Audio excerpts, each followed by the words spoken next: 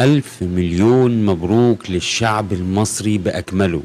تأهل منتخب مصر لكأس العالم 2026، المرة الرابعة في تاريخ مصر توصل كأس عالم.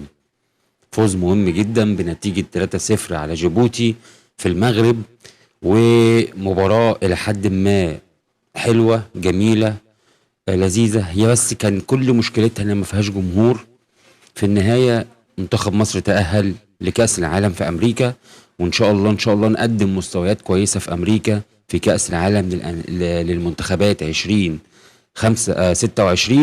وإن شاء الله بإذن الله نوصل يعني لمراحل متقدمة جدا في كأس العالم في أمريكا.